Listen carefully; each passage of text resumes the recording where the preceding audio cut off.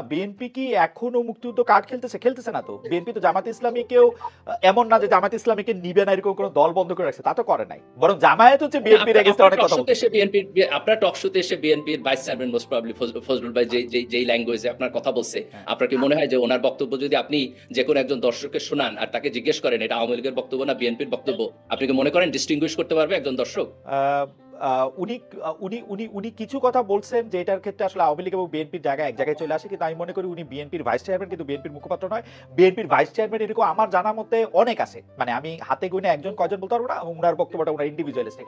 আমি যদি বিএনপির বক্তব্য হিসেবে মির্জা ফখরুল ইসলাম আলমগীরের বা জনাব তারেক রহমানের বক্তব্য, জনাব মির্জা ফখরুল ইসলাম আলমগীরের বক্তব্য যদি আমি বিশ্লেষণ করি, কারণ বেগম খালেদা জিয়া অনেকদিন ধরে কথা বলছেন না, তাহলে কিন্তু আমি এরকম দেখি নাই যে তারা আসলে মুক্তিযুদ্ধ ভিত্তিক রাজনীতি, যেটা আওয়ামী লীগের রাজনীতিটা তারা করতেছে, এটা আমার মনে হয় না। তারা যদি না করে আমি অ্যাপ্রিশিয়েট করব। আমি আপনার আগের পয়েন্টে যাই, আমি জাস্ট ছোট্ট করে দুইটা কনক্লুশন দেই। একটা হলো মুক্তিযুদ্ধের প্রশ্নে আমাদের জাতীয়ভাবে একমত হইতে হবে যে এই পক্ষ বিপক্ষ চেতনা ইন্ডাস্ট্রি যেটা, আমরা এটার মধ্যে যাব না।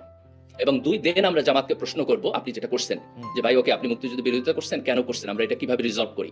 আমি চাই না যে আপনি জাতির শত্রু হয়ে থাকেন, আপনি জাতির মধ্যে ইন্টিগ্রেটেড হন। তাহলে সেই আলাপ আলোচনা আমরা জামাতের সাথে করব।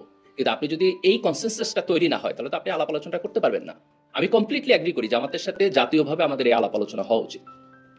ডক্টর গালিব, আচ্ছা আমি ব্যাপারটার একটা, মানে আপনি তো প্রফেসর, আপনার কাছে একটু অ্যানালজিটাই না বলি যে ধরেন আওয়ামী লীগ এখন রাজনীতি করতে চাইলো, যেটা জামাত প্রথমে বলতেছিল যে আওয়ামী লীগের মধ্যে যারা দোষী না তাদের মধ্যে কেউ যদি এরকম থাকে তারা নেতৃত্বের দোষ স্বীকার করে ক্ষমা চেয়ে যদি রাজনীতিতে আসতে চায়, যারা সরাসরি এর সাথে যুক্ত না তারা এটার মধ্যে আসতে পারবে।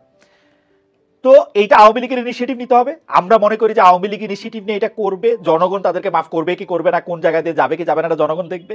জামায়াতের কি এই ইনিশিয়েটিভটা 53 বছর নেয়ার সময় খালি চেতনা পক্ষ বিপক্ষ এইটাই বিবেচ্য ছিল, নাকি জামায়াতের কোন ইনিশিয়েটিভ নেওয়া জামাত দরকার মনে করছে?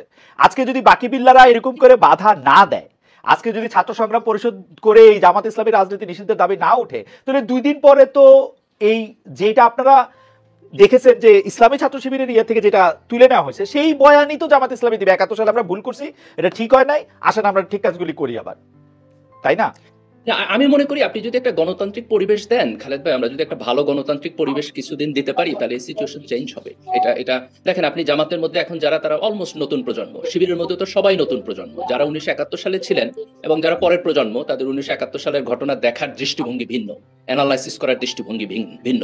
তো এখানে যদি আমরা রাজনীতিটা অফ করে দিই এবং একটা গণতান্ত্রিক রাজনীতির মধ্যে দিয়ে একটা নির্দিষ্ট সময়ের মধ্যে দিয়ে যাই, আমি মনে করি না যে 71 বাংলাদেশে আর নতুন করে কোনো বিভাজন তৈরি করতে পারবে। আপনি যেমন ধরেন, আমার জন্ম হয়েছে 1982 সালে, আমি বড় হয়েছি বাংলাদেশে, আমি বাংলাদেশের মানচিত্র দেখে বড় হয়েছি, বাংলাদেশের ইতিহাস দেখে বড় হয়েছি। আপনি তো আমার পার্সপেক্টিভ ভাই 1971 নিয়ে বসাইলে হবে না, তাই না? আমি তো দেখছি কমপ্লিটলি ডিফারেন্ট। কিন্তু ডক্টর গালিব আমি এই জায়গার মধ্যে একটু আসতেছি, আমি একটু বাকি বিল্লাহকে শুনতে চাই, কিন্তু আমি আপনার এটা বলি যে আপনার জন্ম 1982 সালে হইলেও আপনি যেমন ফরাসি বিপ্লবকে আসলে বিশ্লেষণ করতে পারেন আপনার জন্মের 200 বছর আগের বিষয়টা, জন্ম 71 পরে এইটা খুব ভালো তর্ক না আসলে যে আমার আদর্শের জায়গা থেকে আপনি ভুল বুঝছেন। আমি একটু ক্লারিফাই করি। আমি যদি বলি যে আমার জন্ম 82-তে বলে আমি 71 জানি না, 71-এ কি হয়েছে বুঝি না, তাহলে এটা ভুল তর্ক। কিন্তু আমি যদি বলি যেহেতু আমার জন্ম 82-তে, কাজে আমার পার্সপেক্টিভ বাংলাদেশি, তাইলে এটা রাইট তর্ক। আমি যেটা বলতে চাই যে জামাত এবং শিবিরের এখন 80-90% পিপল তারা হচ্ছে বর্ন ইন বাংলাদেশ, তাদের যে পার্সপেক্টিভ সেটা আপনার আর আমার পার্সপেক্টিভ একই রকম ভাই, এখানে কোনো পার্থক্য নেই। আচ্ছা ঠিক আছে, এইটা নিয়ে আমরা একটু বাকি বিলের কাছে আসি যে জনাব বাকি বিল্লাহ, আমরা কিন্তু দেখেছি যে এই বিভাজনটা যেটা আসলে ডক্টর গালিব উদাত্ত আহ্বান জানাচ্ছেন যে আপনি রাজনীতিটা সরায় নেন, এই চেতনা বা এই পক্ষ বিপক্ষ 71, 25, 72, 24 এগুলি নিয়ে আমরা আসলে কথা না বলি, এইটা নিয়ে আপনার আসলে জায়গাটা কোথায়? এটা তো একটা স্পেস দেওয়া উচিত, তাই না? এটা তো একটা ওয়ান্স, মানে আপনি সারা জীবন এটা নিষিদ্ধ করে রাখলে, এবং ডক্টর গালিবের ওই বক্তব্যের সাথে আমি একমত, আপনি যদি নিষিদ্ধ করে রাখেন তখন তো আপনাকে ট্যাগ দিয়ে আরেকটা অন্যায়, কালকে যদি বাকি বিল্লাহ সাহেবের দাঁড়িয়ে আছে দেখতে খুবই মানে একটা পরহেজগার সুন্দর মুসলমান মনে হয় এবং খুবই জামাত ইসলামী সমর্থক বলে যদি কারো কাছে মনে হয়, ট্যাগ দেয় দিয়ে একটা আরেকটা অন্যায় তার বিরুদ্ধে করে কিনা, সেটা আপনি একটু যদি বলেন জনাব বাকি। প্রথম হচ্ছে জামাত ইসলাম এখন নিষিদ্ধ না, এবং যেই পয়েন্টটা আমি একটু গোড়া থেকে আসি, মুক্তিযুদ্ধের পক্ষ বিপক্ষের রাজনীতি, আমি ধরেন 20-22 বছর বা আরো বেশি দিন ছাত্র সংগঠন করা থেকে বামপন্থী রাজনীতির মধ্যে আছি। আওয়ামী লীগের এই যে মুক্তিযুদ্ধের পক্ষ বিপক্ষ বিভাজন করার রাজনীতিকে বুদ্ধিভিত্তিক ভাবে আমার মনে পড়ে যে আমরা 2000-এর গোড়া থেকেই এটাকে চ্যালেঞ্জ করে আসতেছি।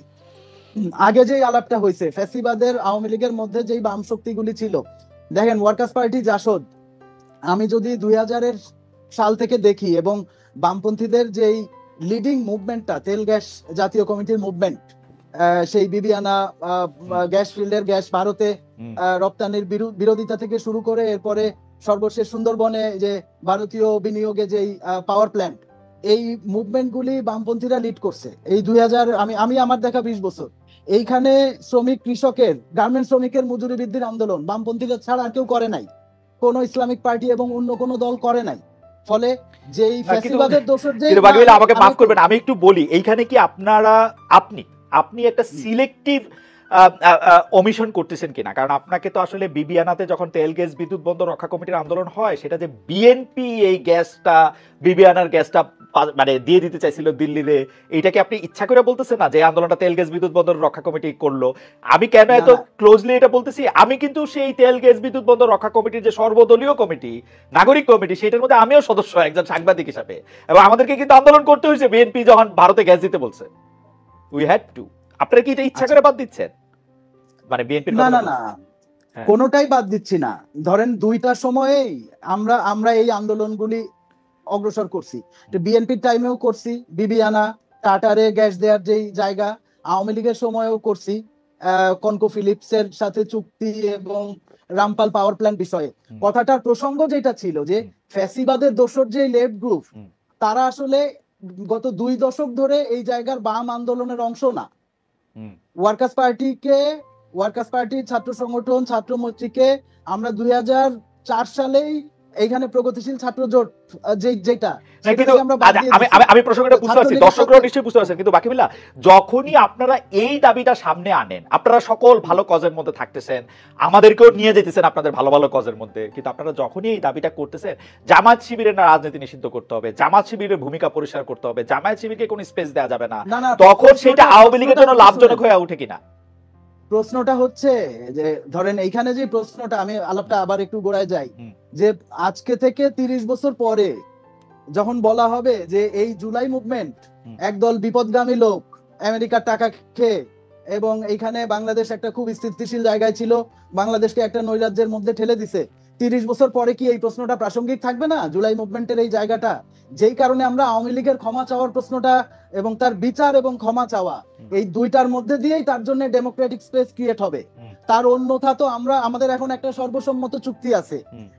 গালিব ভাই 2-1 বার আমরা পার্সোনালাইজ করার চেষ্টা করছে, ব্যাপারটা আমার না, বাংলাদেশের যে বৃহত্তর সমাজ, সেই সমাজে জামাতে ইসলামীর গ্রহণযোগ্যতার বিরাট সংকট আছে, এবং মুক্তিযুদ্ধের প্রশ্নে ক্ষমা চাওয়ার আগ পর্যন্ত আমি মনে করি না যে এই সংকটের সমাধান হবে বা এই গণতান্ত্রিক স্পেস ক্রিয়েট হওয়ার কোনো জায়গা তৈরি হবে।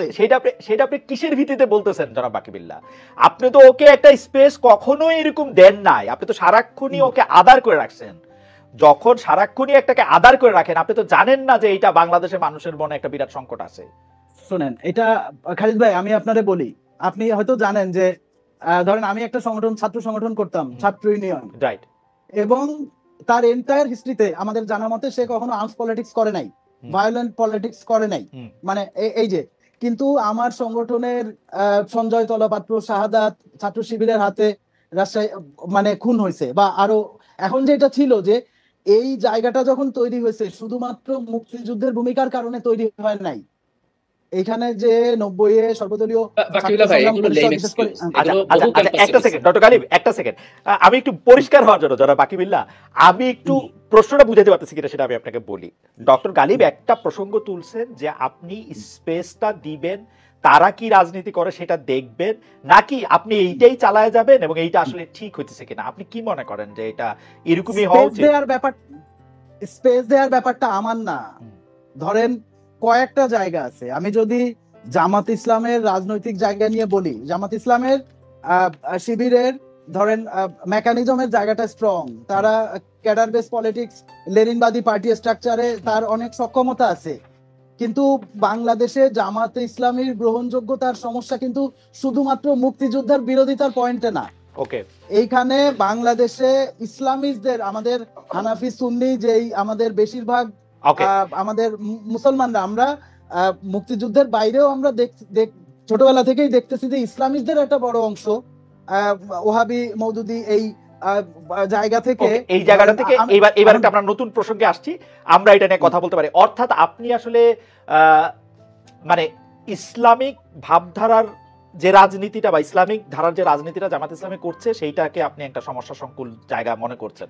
না শুধু ওইটা না, না শুধু যদি ওইটা হয় না, আমি আলাপটা করতেছিলাম আর একটু ব্রডার জায়গা থেকে। জি প্লিজ একটু তাহলে বলেন একটু ব্রডার জায়গা। গ্রহণযোগ্যতার ক্রাইসিস, যে ধরেন এখন অনেকে ভাবতেছে যে জামাত ইসলাম নেক্সট পাওয়ার কন্টেন্ডার এবং তারা নানান কিছুতে অনেক আগায় আছে, কিন্তু আমি দেখি পুরো উল্টা রিয়েলিটি।